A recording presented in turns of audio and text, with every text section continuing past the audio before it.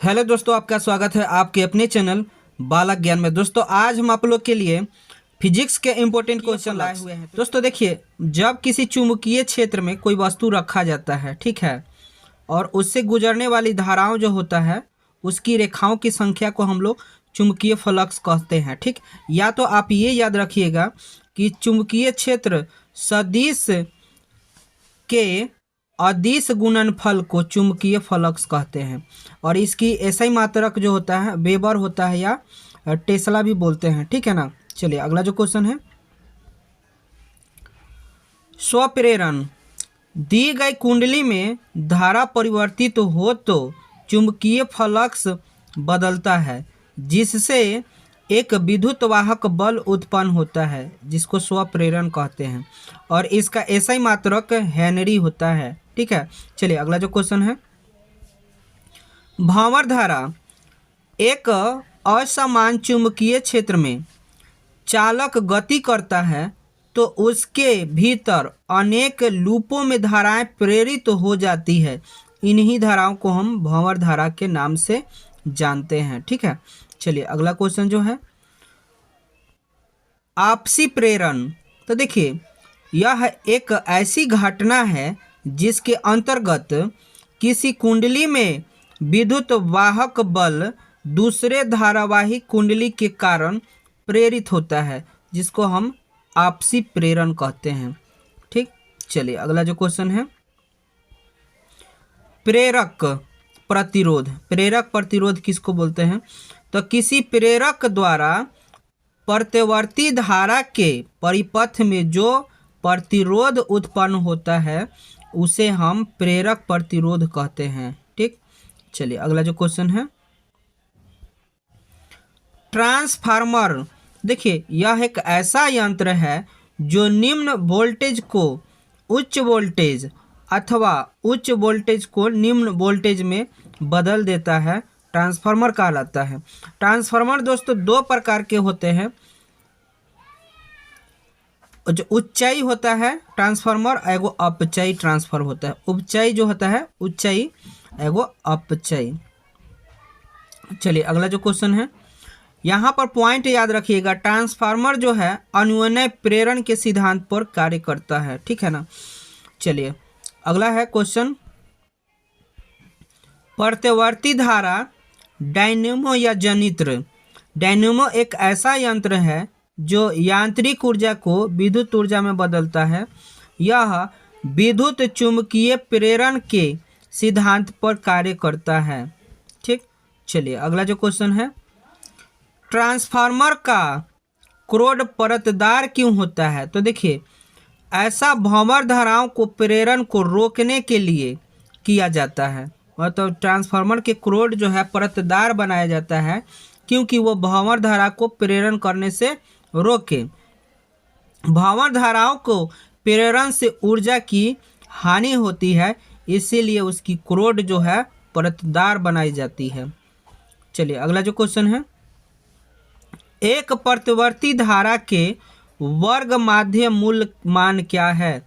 तो देखिए, विद्युत धारा के वर्ग के एक आवर्तकाल पर माध्य मान का वर्गमूल ही प्रत्यवर्ती धारा का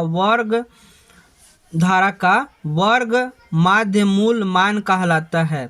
इसके बराबर अर्थात जो होता है L0 बटा में √2 है। चलिए, प्रतिरोध का ऐसा ही मात्रक क्या होता है? तो इसका आंसर है ओम होता है। ठीक है ना।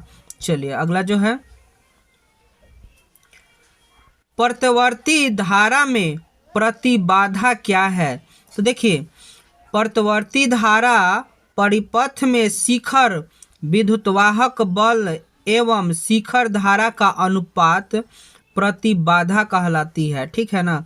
चलिए इसका भी देख लिए हम लोग। अगला क्वेश्चन जो है, साइक्लोट्रॉन। तो देखिए, साइक्लोट्रॉन क्या है, इससे पहले वाले वीडियो में हम बात किए थे।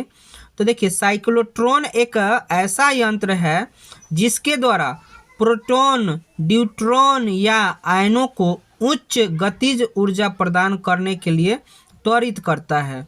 ठीक है। तो जो है विद्युत चुंबकीय तरंग क्या है? तो देखिए, विद्युत चुंबकीय तरंग वह तरंग है जो एक दूसरे के लंबवत तलों से विद्युत क्षेत्र और चुंबकीय क्षेत्र के सदिश दोलनों से बनी होती है। ठीक है, चलिए अगला जो क्वेश्चन है, विद्युत चुंबकीय तरंग के दो गुण बताइए। तो देखिए, ये अनुप्रस्थ तरंग है तथा निर्वात में भी चलता है। इनके विभिन्न आवृत्ति परासों द्वारा विभिन्न भौतिक प्रभाव उत्पन्न किए जाते हैं। चलिए अगला जो क्वेश्चन है, विस्थापन धारा, विस्थापन फ्लक्स के परिवर्तन दर को विस्थापन धारा कहा जाता है। ठीक है, चलिए अगला जो क्वेश्चन है, आयन मंडल।